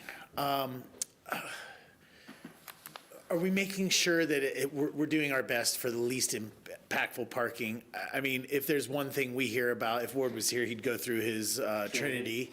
But, you know, we hear about parking issues all the time. So I just want to make sure, and I bring it up because what I see here is a majority of the in-kind donation is really that foregone parking revenue. I'm not really that concerned about the foregone parking revenue. I'm really concerned about it working out in some way for our community. So I just want that assurance from you, Nancy, and Yes, you have that assurance. okay. Yes. The second question I have is about the park. We're talking about doing an event in Wagner, and I'm assuming park fees are waived. What about if there's damage? What about, I mean, this is in March, we get into that, you know, warmer springs, so we always have concerns about how this sets us up going forward. We all know the cycle. We close it after the ski season so it can recover, so that we can use it intensely. Anyway, what happens if we are low snow and we're looking at the park and we're like, oh boy, this is gonna do some work for us? Well, so what kind of we have in place right now is our Parks Department is working closely with the skiing company and kind of their snowmaking crew, and really ensuring that while the temperatures still remain cold, that if we need to make snow, we can. Are you on? Am I not on? I'm on. There, sorry. So that if they need to make snow here within the next, 4 weeks, that they can. So they've got their eye on that. I think it's a kind of an ongoing conversation that I don't, we believe that nobody's going to walk away from the table and leave anybody else hanging. We're all community partners in this. Yeah, but I think we have a clause in there as well. But Like we if do. something goes awry, we will Repair the do our park. part. But it's also, we do have little bullet points in the permit itself, about the park, but going into it, we feel as confident as you can without controlling the weather, that it'll be a good base.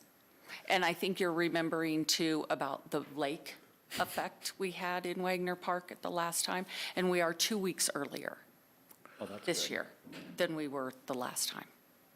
And we have fabulous snow conditions right now. But I know what you're saying. We'll be there. We'll make sure that, There's, in the agreement with the Parks Department, there's a clause that, there's a repair clause that, if there's damage done, then we come in and cover that repair, so, yeah. Okay. My next question is about the $100,000 request, not the in-kind part, but the $100,000. Is that a sponsorship? Is the city of Aspen, is our logo being placed? Are we enjoying, is this a sponsorship, and is the city of Aspen enjoying the same benefits of sponsors? we didn't frame it that way, but there's no reason we can't frame it that way. Aspen is going to be everywhere. Bibs, gates, fence, you name it. So, but the city of Aspen getting its due, I think that's incredible. Yeah, of course. We'll do our part to make your name and your stories, and the stories you want to tell to the people that come to town at that time, pop. And I appreciate you saying that, because that's part of what I was also thinking about. The city of Aspen, as a partner and a sponsor and a host, we also come into it with values and ethics that we try to impart in everything we do. So we would want that messaging out there. That's what we're trying to do is, as we move towards, as you well know, as we move from destination marketing to destination management, it is also about how we put ourselves forward. So anyway, I just was wondering about that. Tori, that is so great. I just want to thank you for bringing that forward and saying that. And I know through Nancy and our special events that this is going to be only compostable cutlery and no single-use plastics and those sort of things. So thank you for really mentioning that and bringing that forward, what the city of Aspen brings to this. Look, and we welcome, I've been at, the spring chamber meeting where the city and the county kind of partner on all the public-facing messaging and FYIs, and you're talking to the community. We'll bring you on in, whatever messaging form you want. Thank you for that. I appreciate it. The only last thing I'm going to say is I had a great experience in 2017 as a full volunteer, meaning that I was there for like 5 or 7 days, whatever it was, and I really loved being a part of it. So there's an opportunity to participate here. I'm sure you're looking for volunteers. And in that, I just want to support you in, as Rachel was saying, the experience of her son.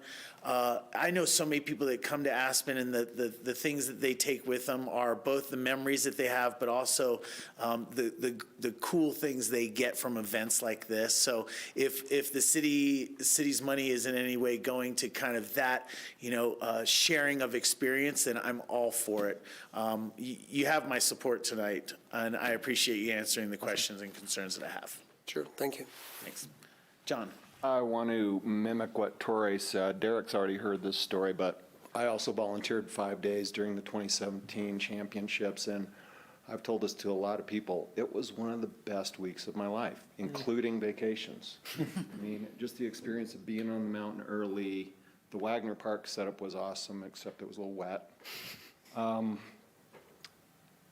Hanging out with the athletes, getting to meet Bodie Miller, all those things. And I really think I was just so proud of Aspen during that week. We really put on a great show, in spite of the weather. Wondering if some of this money is going to be spent on salt. Hopefully not. I have a budget for that. Anyway, you have my support. Thanks. Thank you. Thank you. Oh, and I am volunteering for 5 days this go round as well. Thanks, Derek. Excellent. Skibby, any comments? I have to admit, I didn't volunteer in 17, but proxy, my mom did and tells the same story all the time. I'm sure she will be back. Yeah, I mean, you guys have my support. We're a ski town, and sometimes it's easy to forget that. I think it's not just us, but there is a trend of the, higher priced resorts around the world and Europe that if you kind of don't look up at the mountain, sometimes you can really forget that. And it's so core and central to our DNA. And it's up to us to celebrate that, to ensure it continues to be. So as much as we can see skiing, history, and the sport today pump through every artery of our community, I see that as an exceptionally good thing and a gift to all of us. So thank you for that, and I fully support Tori's statement. This, the city government, which is just us, right? It's all of us, supports a lot of things in this community that other municipalities don't get the opportunity to do, and stands for a lot of values that we don't always have the opportunity to share through the noise of everything else that we do. And so as much as we can be forwarding that message of community and lived in community and sustainability and housing and those things in a way that fits the event, like why is this event special? Because we're here. Why are we here? Because we invest in these things. I think that's really valuable. Would you accept a motion? I'd make a motion to approve Resolution Number 12, Series of 2023, helping fund America's Downhill Audi FIS Ski World Cup in Aspen. I'll second. Mom, apply now. We have a motion and a second. Any further discussion? No. Seeing none, could we have a roll call vote for resolution number 12, please? Counselor Doyle? Yes. Counselor Mesereau? Yes. Counselor Richards? Yes. Mayor Tory? I'm a yes. There you go. Thank you, guys. Another success, John. Hasn't happened yet. Thanks also for being a part. So Yeah. look forward to sharing it with all. You got it. You can't He live said with that thank one. you. He said thank you. He said thank He you. said, these mics sure are bothersome. Is there any other business, Mr. Mayor? Would you accept a motion to adjourn the meeting? Yes, please. I will make that motion. John? I'll second. We have a motion and a second for adjournment. Any further discussion? No. Could we have a roll call vote for adjournment, please? Counselor Doyle? Yes. Counselor Mesereau? See. Counselor Richards? Yes. Mayor Tory? I'm a yes. Thank you. Thank you, GrassRoots. We will see you soon. Gracias. Just want you all to know that was my bad. Nice work.